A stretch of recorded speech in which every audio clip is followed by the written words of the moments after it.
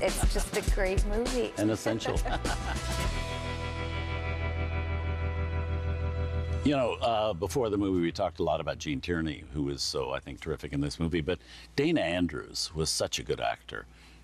He's good in this as Mark, the detective, and I think he's wonderful in The Best Years of Our Lives. He's got that wonderful voice, and he was always such a good actor, and he never gets the credit he deserves, I don't think. Well, I was excited when I saw Mrs. Danvers show up. Yes, like, Judith Anderson. I mean, I'm always thrilled to see her. Mrs. Danvers is... Especially when she's not running a house. Oh, my God. I mean, yes. It was so interesting to see Vincent Price in a completely different role. However, he still carried a sort of slightly, like, distance, tinge creepy. Whereas, you know, we're so familiar with the Vincent Price of horror films, and it was interesting to see him play this sort of leading man, but not a leading man, and there was all these different layers going on there, and the accompaniment of Judith Anderson, it was just a perfect note for me because they both have that sort of oddness to them. I love Bessie.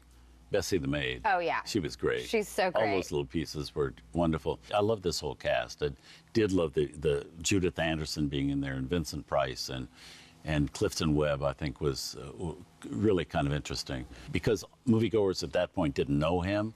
You know, he was kind of a fresh face on the screen and everything. I think if many people, if you'd had George Sanders in it, or Laird Craigar, who were famous for playing villains, right off the bat, it would tip you off that they were a villain. Yes. So Clifton Webb was very kind of prissy and all of that, but he wasn't a villain in your mind. No. I mean, you didn't see him as well, somebody I wasn't sure if he would be in love with Laura. Like, I wasn't sure of the nature of their relationship.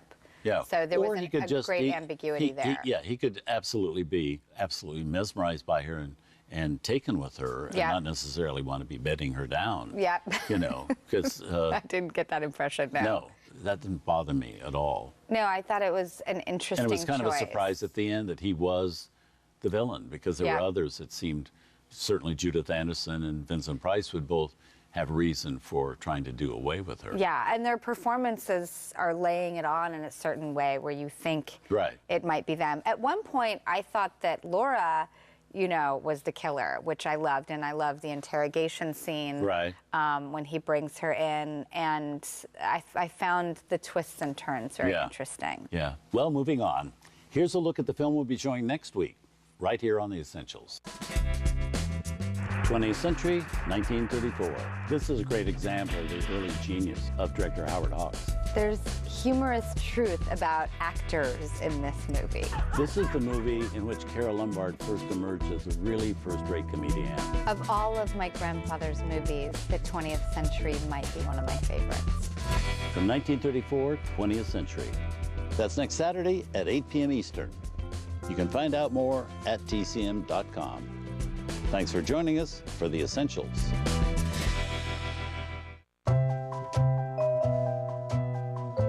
Tonight on Turner Classic Movies, Jack Lemmon serves up spaghetti for Shirley MacLaine in The Apartment.